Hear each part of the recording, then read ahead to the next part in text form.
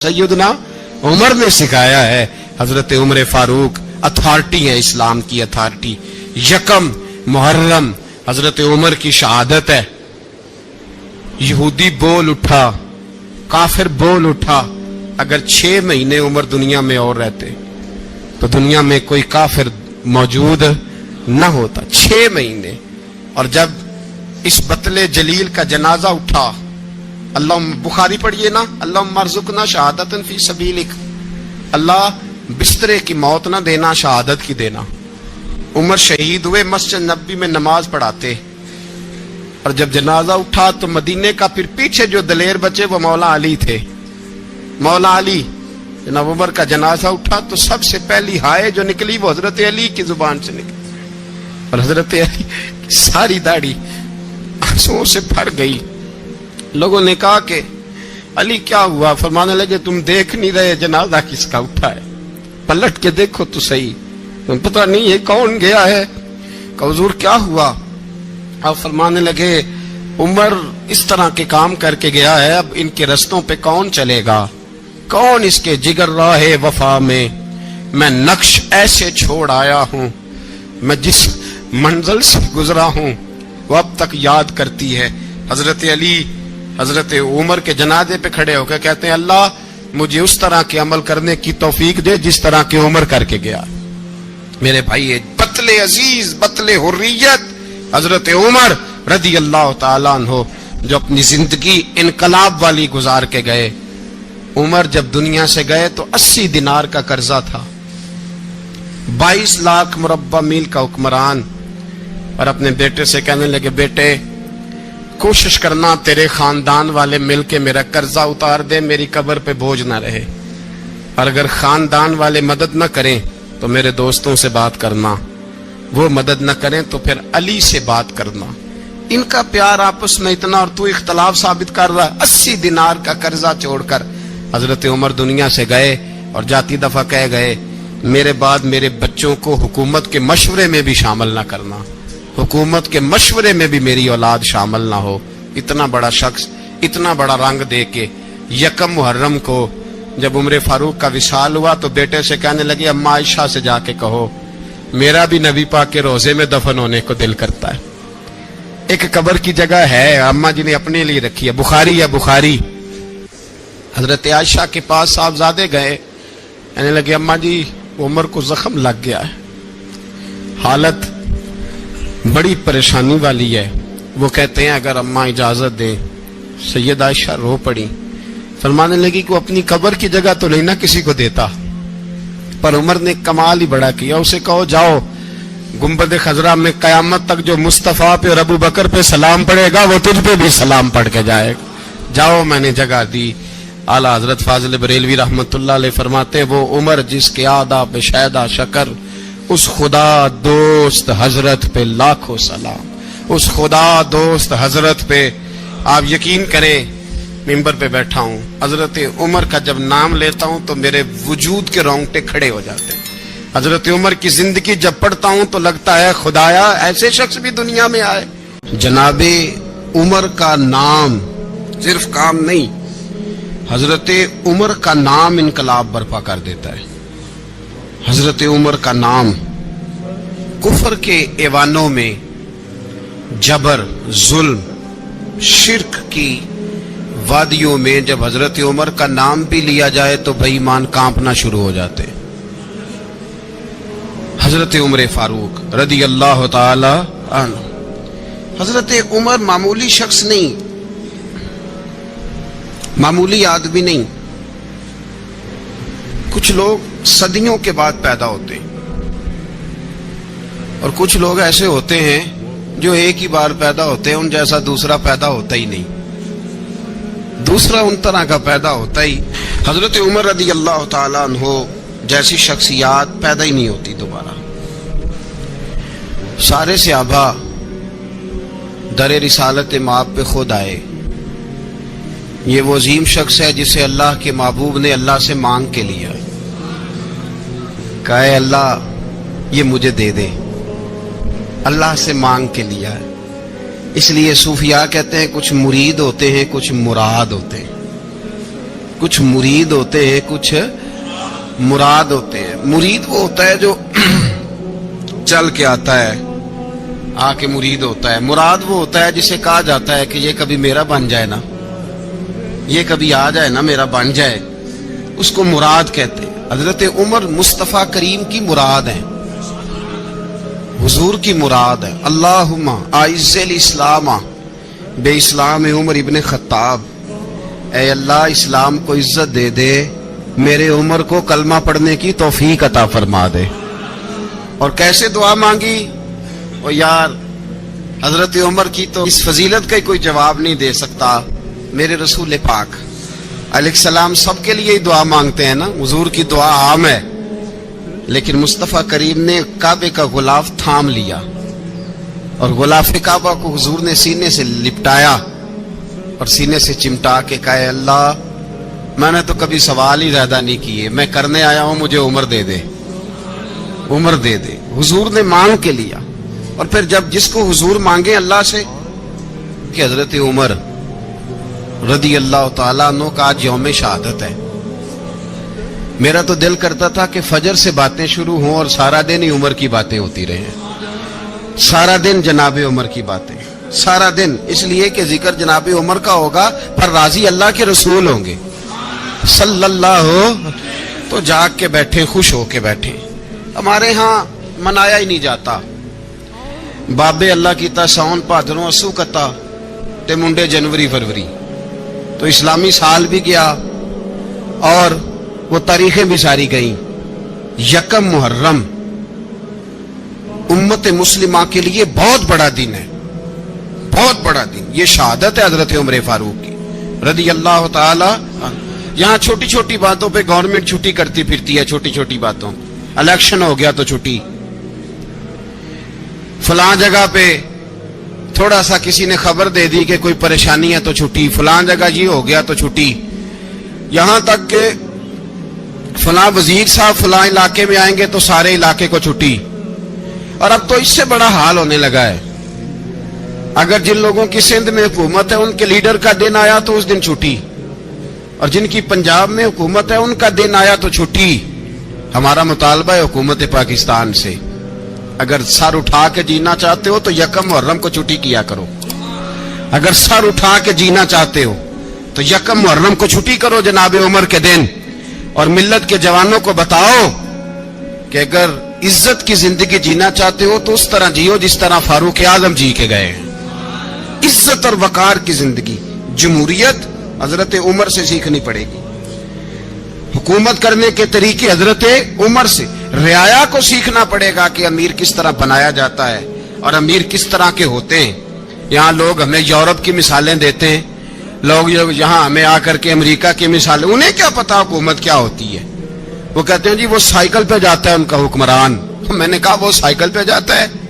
میرے عمر فاروق مدینے سے مکے گئے تھے تو پیدل ہی حج کرنے چلے گئے، پیدل ہی. اور جناب عمر فاروق رضی اللہ تعالیٰ عنہ عید کی نماز پڑھانے گئے. عید کی نماز عمر خطبہ عید دینے گئے.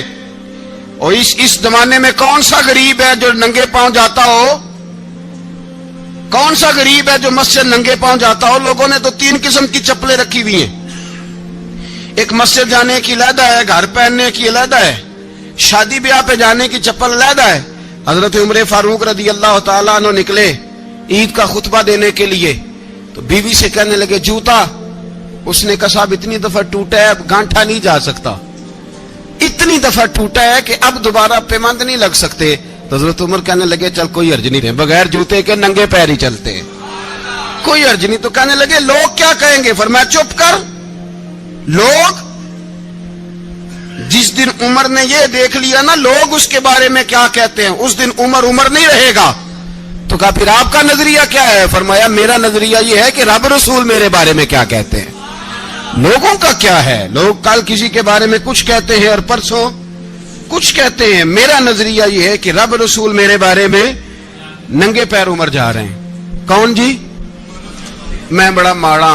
اچھا جناب کیا غربت ہے؟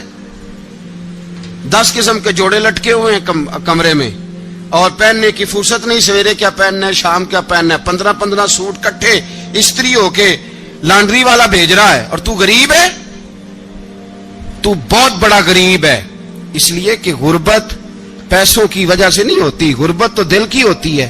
तू वाकई बड़ा गरीब है और तू गरीब ही रहेगा। अमीर तो उमर फारूक थे, उमर फारूक थे जो नंगे पांव चले गए ईद की नमाज पढ़ाने, तो रस्ते में जो मिला कहने लगा उमर जूता तो पहन लो। फरमाया तुम्हें उमर का जूता ना पहनने का नक्श तो नजर आया है, कोई हर्ज नहीं। अगर उमर को कभी बताना हुआ तो वो वाला नुक्स बताना जो उमर की सीरत में पैदा हो, किरदार में पैदा हो, वो वाला नुक्स बताना। ये छोड़ो जूते आते जाते रहते, नंगे पांव गए, पांव धोए, नमाज पढ़ाई, लौट आए। ओ भाई यहां तो हमारा बनाव श्रृंगार उतरना, जितनी तवज्जो कपड़ों की तरफ है इतनी तवज्जो कभी हमारी इल्म की तरफ होती ना, जितना ज़ौक शौक हमारा बनाव श्रृंगार की जानिब है, इतना बनाव श्रृंगार कभी हमारा इखलाकियात की जानिब होता तो मामलात बड़ी हद तक संवरे हुए होते। हजरत सैयदना फारूक आजम रज़ी अल्लाह तआला अपनी जिंदगी को तरतीब दिया। एक दिन भी खिलाफत नहीं मांगी अल्लाह से। हजरत औफ बिन मालिक अशजई एक सहाबी हैं। हजरत औफ बिन मालिक रज़ी अल्लाह तआला अन्हु फरमाते हैं कि जनाब अबू बकर सिद्दीक का जमाना था तो मैंने ख्वाब देखा। मैंने ख्वाब में जनाब उमर को देखा और मैंने देखा कि कोई कहने वाला कह रहा है कि उमर वो है कि अल्लाह के रस्ते में कोई इसे जितना मर्जी बुरा भला कहे ये परवाह नहीं करता। किसके रस्ते में? बोले सारे। इसका मतलब है अल्लाह के रस्ते में लोग बुरा भला भी, कुरान मजीद ने कहा वला यखाफून लौमत लाइम, कुछ लोग ऐसे हैं जो बुरा भला कहने वालों की परवाह नहीं करते। आप यकीन करें अगर परवाह शुरू हो जाए ना तो दीन का काम खत्म हो जाए। ना कोई तकरीर करे, ना कोई तदरीस करे, ना कोई पीरी मुरीदी करे, खत्म हो जाए अगर बातों की परवाह हो। लेकिन वो परवाह, हजरत औफ बिन मालिक अशजी कहते हैं मैंने ख्वाब में देखा कि उमर वो है जो किसी की परवाह, और दूसरी बात मैंने ये देखी कि उमर खलीफा बनेगा, और तीसरी बात मैंने ख्वाब में ये देखी कि उमर शहीद भी किया जाएगा, उमर शहीद भी होगा। ये मैंने तीन बातें ख्वाब में देखी। फरमाते हैं मैंने आके ख्वाब हजरत अबू बकर सिद्दीक को सुनाई, वो खलीफा थे। वो कहने लगे ठहर जा, मैं उमर को बुलाता हूं, उसके सामने दोबारा सुनाना, उसके सामने। फरमाते मैंने बुलाया हजरत उमर फारूक को, आके बैठे, ख्वाब शुरू हुआ। का एक बात तो मैंने ये देखी कि आप मलामत करने वाले की परवाह नहीं करते, दूसरा आप खलीफा बनेंगे। जनाब उमर कहने लगे चुप कर, अबू बकर के सामने ही कह रहा है, चुप कर, खलीफा के सामने ही कह रहा है। तो अबू बकर सिद्दीक कहने लगे उमर इसे कहने दो, मुझे लगता है रब की रजा यही है कि मेरे बाद अगर मुस्तफा का मिंबर मिले तो उमर को मिले, इसे कहने दो, कहने दो। यार यहां तो लोग डींगे मारते हैं, यहां तो लोग दावे करते हैं, मेरे सामने फलाने को भी बिठाओ, फलाने को भी बिठाओ, उसको क्या पता, इसको क्या पता। ये तो बड़के मारने का दौर है। हजरत उमर रज़ी अल्लाह तआला अन्हु को तीसरी बात कही। हजरत औफ बिन मालिक ने कहा आप शहीद किए जाएंगे, मैंने ख्वाब देखी है। नेक लोगों के ख्वाब बड़ी हद तक सच्चे होते हैं। कहा मैंने ख्वाब देखी है। तो हजरत उमर कहने लगे शहीद तो दलेर लोग होते हैं, शहीद तो दलेर, जिसे सारा जमाना दलेर कह रहा है वो अपने बारे में क्या कह रहे हैं, कहते हैं शहीद तो दलेर। मैं तो काहिल सा आदमी हूं, सुस्त आदमी हूं, मैं तो इतना काम ही नहीं करता, तो ये ख्वाब तूने जो ठीक है देखा है ना, फिर से देखना। तो अबू बकर सिद्दीक फरमाने लगे आजिज़ी ना कर, इनकिसारी ना कर, तो जो कह रहा है ठीक कह रहा है, लेकिन मुझे सुन के शुक्र भी हुआ है और अफसोस भी हुआ है। अफसोस इस बात का कि तेरे जैसा बतले अजीम चला जाएगा, और शुक्र इस बात का कि रब तुझे जिंदगी भी एजाज वाली देगा, और शहादत की मौत दे के अल्लाह तुझे मौत भी इज्जत वाली अता फरमाएगा। अल्लाह मौत भी तुझे इज्जत वाली देगा, तुझे काहिलों जैसी मौत अल्लाह। हजरत फारूक आजम रज़ी अल्लाह, ओ भाई यहां तो इस जमाने का सबसे बड़ा मसला प्रोटोकॉल है। लोगों को पता होता है कामिल पीर है, कामिल मुर्शिद है, लोग नहीं जाते। मैं किसी का मुरीद हो जाऊं, मेरा प्रोटोकॉल किधर गया? पता होता है ये कामिल उस्ताद है, मैं इसके पास बैठूंगा तो मेरी तरबियत करेगा, लेकिन लोग शागिर्द नहीं बनते। मैं किधर गई? ये जो प्रोटोकॉल की मुसीबत है ना, इसने बड़े बड़े लोग जीरो कर दिए, बड़े बड़े लोग। اور یہ مت سمجھے کہ آپ کا وزیر اعظم پروٹوکول لیتا ہے یا آپ کا صدر پروٹوکول وزراء، ایسی کوئی بات نہیں. ہم چھوٹے طبقے سے لے کر بڑے سارے پروٹوکول کے قائل ہیں. ہمارا تو داماد بھی کہتا ہے کہ مجھے پوچھا نہیں میں تمہارے گھر کیوں آؤں. ہمارا تو بھائی ہر شخص اعلان کرتا ہے پروٹوکول کا، فلانے نے عزت نہیں دی تو واپس آ جاؤ، فلانے نے سلوٹ نہیں کیا تو واپس آ جاؤ. لوگ جہاں سلوٹ کرنا چاہیے وہاں بھی سلوٹ کرانے کے قائل ہیں.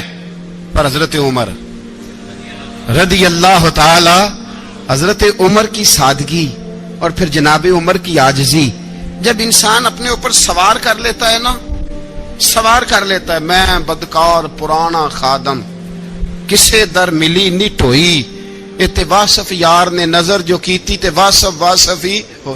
میں اکثر سوچتا ہوں حضور نے جہاں بھی کہا نا، فرمایا میرے بعد نبی ہوتے تو خطاب کے بیٹے عمر ہوتے. حضور نے فرمایا عمر جس رستے سے جاتا ہے شیطان وہ رستہ بدل جاتا ہے. نبی پاک صلی اللہ علیہ وسلم نے فرمایا میرا عمر وہ ہے کہ اس کی زبان پر حق جاری ہے. حضور علیہ الصلوۃ والسلام نے فرمایا 950 سال حضرت جبریل میرے عمر کی شان بیان کریں تو ان کی عظمت ختم نہیں ہوتی. 950 سال جبریل عظمت بیان کرے تو ختم نہیں ہوتی. یہ بات ہے حضرت عمر کی. اور فرمایا عمر ابو بکر کی نیکیوں میں سے ایک نیکی ہے. یہ شان ہے اب عمر فاروق رضی اللہ تعالیٰ عنہ کی. حضور نے فرمایا میرے بعد نبی ہوتے تو عمر ہوتے. جس گلی سے عمر آئے شیطان رستہ بدل جائے. میرے عمر فاروق کی شان 950 سال بیان ہو تو ختم نہ ہو. عمر کی زبان پر اللہ حق بیان کرتا ہے، جو عمر کہتا ہے وہی رب کر دیتا ہے. حضور ساری زندگی فضیلتیں بیان کرتے رہے، عمر جواب میں کیا کہتے ہیں؟ کوئی بتائے نا کہ یہ والی حدیثیں کبھی عمر نے بھی روایت کی ہوں کہ حضور نے میرے بارے میں یہ کہا ہے. یہ روایتیں وہ روایت نہیں کرتے. ان سے جب لوگ کہتے عمر تیری بڑی بات ہے تو عمر رو پڑتے، کہتے میں تو اونٹ چرانے والے باپ کا بیٹا ہوں، میں تو اونٹ چرانے والے باپ کا بیٹا.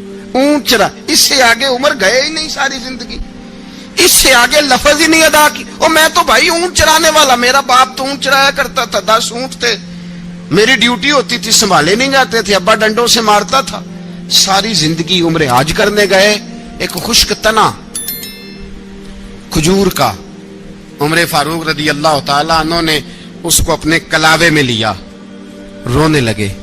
لوگوں نے کہا عمر کیا ہوا؟ فرمانے لگے یہاں میں اونٹ چرایا کرتا تھا، یہاں میں اونٹ چراتا تھا، 10 اونٹ سنبھالے نہیں جاتے تھے. دیکھو رسول اللہ کی شان، آج ساری امت چلانے کا طریقہ عطا فرما دیا ہے. ساری نظریے سے پیار. یار پیسہ کس کو برا لگتا ہے؟ آپ جس آدمی کی 50 کروڑ کی پراپرٹی ہے اس کو پوچھیں سب سے غریب، آپ کو وہی نظر آئے گا. وہ کہے گا میں ٹائٹ ہوں. حالات بڑے، میں کئی بار پوچھے انہوں نے، میں کہتا ترجمہ بھی 10 چھڑوں کی ہمیں تو سمجھ نہیں آتی. اور ٹائٹ حالات کون سے ہوتے ہیں جی؟ جس آدمی کا کروڑوں میں کاروبار ہے نا، اس کو آپ چھیڑے وہ رونے لگ جائے گا، رونے. تو کئی میں نے ایسے دیکھے ہیں کرائے کا مکان ہے، ان سے پوچھے صاحب کیا حال ہے، تو کہتے ہیں جتنی اللہ نے شان والی زندگی ہمیں عطا کی ہے کسی کو نہیں دی ہوئی. اس کا مطلب ہے خوشی بھی یہی ہے اور غم بھی یہی ہے. اندر سے خوشی ہے، اندر سے ہی. تُنے اگر راضی رہنا ہے تو ادھر سے رہنا ہے، ناراض رہنا ہے تو بس اپنے آپ کو خوش رکھے گا تو ہو جائے گا. سارے صحابہ مل کے آئے، کہنے لگے عمر فاروق سے کہنا ہے نبی پاک کے زمانے میں تو ظاہراً غربت تھی، ابو بکر کے دور میں بھی غربت تھی، اب تو بڑا مال ہے. عمر سے سفارش کرو کہ عمر نیا کرتا پہنا کرے. ملکوں کے سفیر آتے، عمر وہی پھٹی پرانی چادر اوڑھ کے اور وہی کئی جگہ پہ پیوند لگے سوٹ پہن کے سفیروں کے سامنے بیٹھ جاتا ہے. عمر کو مشورہ دو. طے ہو گئی بات. سب نے جب مشورہ دے لیا تو سارے کہنے لگے یہ بتاؤ شیر کی مونچھ کو ہاتھ کون لگائے گا؟ کہنا کس نے ہے؟ بندہ بھی تو ڈھونڈو نا. نے کہا جناب میرا یہ خیال ہے کہ مولا علی شیر خدا کہیں گے، کیونکہ جس شخص کی عمر کو سب سے زیادہ حیا کرتے دیکھا وہ شیر خدا مولا علی ہے رضی اللہ تعالی. علی کہیں گے اس لیے کہ جناب علی تو کئی دفعہ جب گفتگو کرتے تھے تو حضرت عمر چپ کر جاتے تھے اور فرماتے تھے علی نہ ہوتا تو میں ہلاک ہو جاتا. تو کہا علی سے کہو. جناب علی شیر خدا کو بلایا. کس کام کے لیے جی؟ اللہ اکبر. یہ ذرا آپ نے اس دور پہ اس بات کو ذرا لگا جناب ان سے کہیں کہ زیادہ نہیں ایک کرتا نیا پہن لے, سفیر آتے ہیں وزیر آتے ہیں تو ایک کرتا نیا پہن لے. حضرت علی کو بلایا, آپ فرمانے لگے کوئی اور بات ہوتی تو میں کہہ دیتا, یہ والی میں نہیں کہہ سکتا. کوئی اور ہوتی تو میں عمر کو کئی دفعہ کہہ دیتا ہوں, جلال میں بھی تو سن, یہ والی میں نہیں کہہ سکتا. میں تمہیں ایک مشورہ دیتا ہوں. کہ وہ کیا؟ کہنے لگے سید عائشہ صدیقہ سے کہو, وہ مومنوں کی ماں ہیں, عمر ٹالے گا نہیں. اماں جی سے جا کے کہا اماں جی نیا کرتا عمر سے کہیں پہن لیں, وزیر آتے ہیں بڑے بڑے لوگ تو چلو کوئی عرض نہیں. اماں جی نے کہا اچھا کوئی بات نہیں میں بلا لیتی ہوں. جناب عائشہ نے پیغام بھیجا. جب خادم نے کہا نا مصطفیٰ کے گھر سے پیغام آیا ہے, تو 20 لوگ بیٹھے تھے. عمر کانپتے ہوئے اٹھے, کانپتے دوڑے. حضرت عائشہ پردے میں تھی تو فرماتی ہیں عمر اتحیات کی حالت میں بیٹھ گئے. کہا اماں جی دیر تو نہیں ہو گئی مجھے آنے میں؟ کہا نہیں ٹائم پہ آ گئے ہو. کس لیے بلایا تھا؟ کہا عمر دیکھو غربت کے معاملات اور ہوتے ہیں, جب اللہ آسانی دے تو کوئی چیز استعمال کرنا حرام نہیں ہوتی, اگر حرام ہے تو بتاؤ. کہا نہیں اماں جی حلال ہی ہے. تو فرمایا پھر اتنے سفیر آتے ہیں مشیر آتے ہیں, اب تو مال غنیمت بڑا آتا ہے, ڈھیر لگ جاتے ہیں مسجد میں, تو چل ایک نیا کرتا تم بھی پہن لیا کرو, اور آپ نیا کرتا پہنو گے تو دھاک بیٹھے گی غیروں پر. تو صحابہ کا مشورہ ہے کہ آپ نیا لباس پہنے. اماں جی کہتی ہے میں نے حکم دیا تو عمر چپ کر گئے, گردن جھک گئی. تھوڑی دیر کے بعد سیدنا عمر فاروق نے سر اٹھایا تو داڑھی پہ آنسو گر رہے تھے, رو پڑے. کہنے لگے پاک محبوب کی پاک بیوی جیسے حکم کرتی ہو میں حاضر ہوں, پر مجھے وہ والا لباس پہنانا جو میرے مصطفیٰ نے پسند فرمایا ہے. اگر یہ رنگ رسول پاک کا ہے تو میں حاضر ہوں, اور اگر نبی پاک کا نہیں تو پھر جیسے آپ حکم کریں. جناب عائشہ کہتے ہیں عمر روئے تو میں زیادہ روئی, میرا پلو بھیگ گیا آنسوؤں سے. میں نے کہا عمر آپ جائیے. عمر یوں نکلے تو جو صحابہ کھڑے تھے وہ کونے میں تھے, سارے آ گئے. کہا اماں جی کیا بناؤ؟ فرمایا بھائی تم سب جو باتیں کہتے ہو وہ اپنی جگہ ٹھیک ہیں, پر عمر جو بات کرتا ہے وہ سب سے زیادہ ٹھیک ہے. عمر جس پہلو پر بات کرتا ہے وہ یار ایسی عاجزی, ایسا رنگ, ایسا انداز, ایسا طرز حیات, ایسی زندگی. اولاد کے معاملے میں لوگ بزدل ہو جاتے ہیں, بزدل. پر حضرت عمر کا بیٹا مصر گیا, وہاں سے کمائی کر کے لایا, تجارت کرنے گیا, لاکھوں کا مال. کون سا باپ ہے دنیا میں جس کا بیٹا باہر سے پیسے لے کے آئے تو ابا تفصیل پوچھے کہ بیٹا کہاں سے کمائے, کہاں سے لایا, کتنے ملے, کیوں آئے؟ کون سا باپ تفصیل پوچھتا ہے؟ ابا تو کہتا ہے لا صحیح, اور تعریفیں کرتا ہے میرا بیٹا بڑی کمائی کرتا ہے. کبھی پوچھا ہے اس سے کہ ڈیوٹی صحیح دیتا ہے کہ نہیں؟ کبھی پوچھا ہے کہ تو ایمانداری کی روزی لاتا ہے کہ حرام کی کماتا ہے؟ یہ باپ کی ذمہ داری ہے, یہ اماں کی ذمہ داری ہے. پھر کہتا ہے بیماری کیسے آ گئی, پریشانی کیسے آ گئی؟ تو نے کبھی سوال کیا اپنی اولاد سے؟ حضرت عمر فاروق رضی اللہ تعالیٰ عنہ کا بیٹا مصر سے پیسے کما کے لایا تو جناب عمر نے بلایا, فرمایا بیٹے اتنی تو تیرے پاس راس ہی نہیں تھی, تھوڑے سے تو پیسے لے کے گیا تھا, اتنی کمائی کیسے ہو گئی؟ اتنے تو پیسے نہیں تھے صاحب, کہاں سے کمائی لائے؟ اس نے کہا ابا جی وہ جو میرے چچا ہے نا مصر کے گورنر, آپ کے دوست, انہوں نے میری مدد کی ہے. فرمایا جتنے لوگ گئے تھے سب کی ہے مدد اس نے؟ کہا نہیں صرف میری کی. فرمایا تیری کیوں کی؟ تیری کیوں کی؟ کہا حضور آپ کے دوست ہیں. فرمایا چپ کر, حضور انہوں نے مجھے اتنے پیسے دیے, میں نے کاروبار میں ڈالے تو نفع آیا تو میں ان کی رقم دے کے. فرمایا خاموش ہو جا, باقی جتنے لوگ گئے تھے سب کی مدد کی اس نے؟ کہا نہیں حضور صرف میری کی.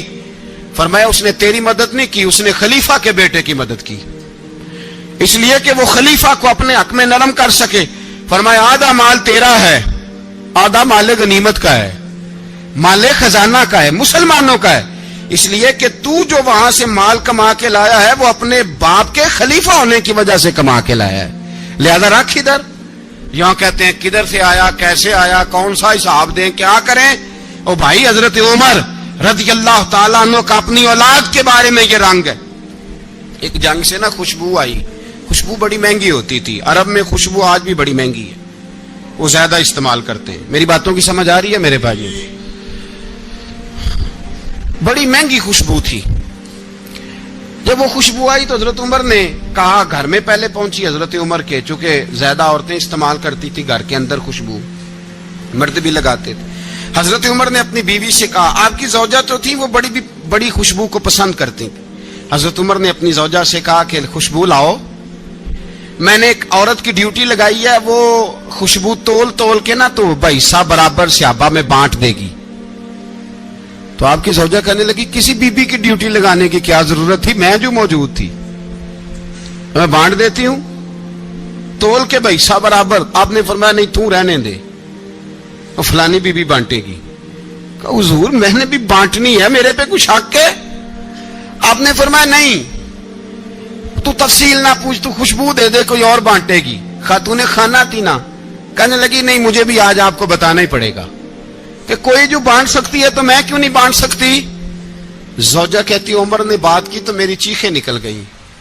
حضرت عمر فرمانے لگے, جب تو خوشبو بانٹے گی نا تیرے ہاتھوں کو بھی لگے گی, تیرے دوپٹوں کو بھی لگ جائے گی. اگر رب کریم نے مجھ سے سوال پوچھا کہ عمر خوشبو تو مسلمانوں کی تھی, تیری بیوی کے دوپٹے کو کیوں لگ گئی, تو میں اللہ کے حضور کیا جواب دوں گا؟ اگر اللہ نے یہ سوال کیا کہ تیری بیوی نے کیوں لگائی, وہ تو حصہ تھا مسلمانوں کا, تو نے تیری بیوی نے کیوں لگائی؟ تو فرمایا میں نہیں چاہتا کہ اللہ کے حضور مجھے اور تجھے باز پرس ہو, لہذا کسی اور کو بانٹنے دے. زوجہ روئی اور تڑپ کے کہنے لگی, عمر مجھے لگتا ہے صبح قیامت بھی تیری بیوی ہونے کی وجہ سے اللہ مجھے جنت عطا فرما دے گا, تیری زوجہ ہونے کی برکت سے. بھائی یہ معیار رکھا, خدا کی قسم ایسا شخص تاریخ میں دوبارہ نہیں آیا. اتنا بڑا آدمی, اتنا بڑا شخص, اتنا بڑا آدمی, اور پھر رنگ یہ ہے کہ عمر 22 لاکھ مربع میل کا حکمران, 22 لاکھ, اور کھجور کے درخت کے نیچے مٹی کا ڈھیلا لے کے سو گئے ہیں, پرواہ کوئی نہیں, کوئی مسئلہ ہی نہیں. 2 غلام ساتھ بیٹھے تو ایک روٹی حضرت عمر نے گھر سے منگوائی, تھوڑا سا سرکہ, تو غلام کہنے لگے ہم نے بھی کھانی ہے. فرمایا کوئی حرج نہیں, روٹی کو پیٹ بھر کے کھانا ضروری تو نہیں, 3 حصوں میں بانٹ لیتے ہیں. ایک آدمی آیا ہوا تھا مصر کا رہنے والا ملنے کے لیے, اس نے پوچھا عمر کدھر ہے, تو کہا وہ ادھر جاؤ مسجد میں بیٹھے ہوں گے. اور واپس آیا تو کہنے لگا وہاں تو 3 غلام بیٹھے ہیں, ایک روٹی بانٹ کے کھا رہے ہیں, لگتا ہے کئی دنوں سے روٹی نہیں ملی. کہا 3 غلام تو کوئی نہیں, وہاں 2 ہی تھے, تیسرے تو امیر المومنین تھے. اس نے کہا نہیں 3 غلام ہیں, کپڑے بھی ایک طرح کے پہنے ہوئے ہیں, بلکہ 2 کے تو پھر صحیح ہیں, تیسرے کے تو زیادہ ماڑے ہیں. کپڑے بھی ایک طرح کے, کھانا پینا بھی ایک طرح کا, اور ان کا نشست برخاست بھی ایک طرح کی ہے, لہذا کوئی فرق نہیں. حضرت ابو ہریرہ کہتے ہیں میں لے کے آیا, اور جناب عمر کو جب میں نے کچی زمین میں تامت سمیٹ بیٹھے دیکھا تو میں رو پڑا. میں نے اس مصر سے آنے والے کو کہا تو اس کے جلوے دیکھ, اگر اس کی ذات میں اتنا حسن ہے تو محمد عربی کا مقام کیا ہوگا. یہ مقام غور ہے, مقام غور. 10 محرم کو لوگ دیگے پکائیں گے نا, نہیں پکانی ہے, کوئی بول دے نہیں, ہاں نہ نہیں کر دے, پروگرام بدلیا تو نہیں دی عید کی کہ وہی کام شروع ہوا ہے لاسٹ ایٹ ہونے والا. کیوں جی, پکنی ہے نا دیکھیں 10 محرم کو انشاءاللہ تعالی, ہم بھی پکائیں گے انشاءاللہ, یہاں بھی پروگرام ہوگا. تو 10 محرم کو جو دیگ پکنی ہے تو ایسا نہیں ہو سکتا کہ 1 محرم کو حضرت عمر کے نام کی بھی کوئی پک جائے. اگر امام حسن حسین کے نام کی دیگیں پکے تو جو امام حسن حسین سے پیار کرنے والے ہیں, جو امام حسن حسین سے, ہم لوگوں نے بھی عجیب رٹا اپنایا ہے نا, ہم لوگ بات کا ایک پہلو دیکھتے ہیں دوسرا نہیں دیکھتے. حضرت امام حسن اور حسین کو بھی نبی پاک نے شہید کہا, اور جناب عمر کو بھی رسول اللہ نے خود شہید فرمایا. فرمایا شہید ہے, خود فرمایا اپنی زبان سے کہ یہ شہید ہے, خود میرا عمر شہید ہے. تو ان کے نام کی دیگ نہیں پکنی چاہیے, اس طرف نہیں ہماری توجہ ہونی چاہیے. اور اہل بیت نبو, یہ بات میں پہلے بھی کرتا ہوں, آج پھر کرنا ضروری سمجھتا ہوں. اہل بیت کا پیار سن لو کان کھول کے, اہل بیت کا پیار اگر ہمیں کسی نے سکھایا ہے تو سیدنا عمر فاروق نے سکھایا ہے. اہل بیت نبوت کی محبت اگر کسی نے سکھائی ہے تو کس نے سکھائی ہے؟ بول کے بتائیے. حضرت حضرت عمر نے. اہل بیت کا پیار ہمیں حضرت عمر نے بول کر کے سکھایا ہے. بھائی یاد رکھیں, کسی کی طاقت نہیں تھی دم مارنے کی حضرت عمر کے سامنے, طاقت ہی نہیں تھی. کیسر و کسرا کانپ جاتے تھے, جرأت ہی نہیں کرتے تھے حضرت. اور ہمارے تو تعلقات بڑے ہیں نا غیروں سے. حضرت ابو موسیٰ اشعری رضی اللہ تعالیٰ عنہ فرماتے ہیں میرا منشی عیسائی تھا. وہ کاتب کہتے تھے وہ لوگ, میرا حساب کتاب عیسائی تھا. تو فرماتے ہیں ایک دن میں نے وہ سارا حساب کتاب لین دین کے حضرت عمر کو دکھایا تو فرمانے لگے جس نے لکھے ہیں اس کو بلاؤ. کہنے لگے حضور مسجد نہیں آ سکتا. کیوں نہیں آ سکتا؟ کہنے لگے وہ عیسائی ہے. کہتے ہیں حضرت عمر جلال میں آ گئے. آپ فرمانے لگے جنہیں رب دور کرتا ہے تم کیوں قریب کرتے ہو؟ جنہیں اللہ دور کرتا ہے. فرمایا تم غیروں کو اگر عہدے دو گے تو اپنوں کا کیا بنے گا؟ اگر تم غیروں کو عہدے دو گے تو اپنوں کا. یہ سوچ ہے جو آج برما کے مسلمانوں کے لیے بھی ضروری ہے. کہا اگر تم غیروں کو عہدے دو گے تو اپنوں کا. ہم نے غیروں کو عہدے دیے تو دیکھا نا اپنے کس طرح کاٹے جا رہے ہیں. غیروں کو جو عہدے دے دیے جرانے سارے غیروں سے. روز دعویٰ ہوتا ہے چین ہمارا سجن ہے, چین ہمارا دوست ہے. او بھائی دوست ہے تو اس سے کہو نا کہ برما تو تمہاری ایک چھوٹی سی ریاست ہے, چین کے بغیر تو وہ سانس بھی نہیں لے سکتا. اس کو کہو نا اس حکومت پہ دباؤ ڈالے.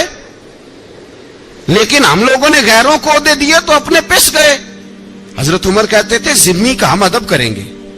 ذمی کافر کا ہم, ایسا کافر جو مسلمان ریاست کو قبول کرے, بدامنی نہ پھیلائے.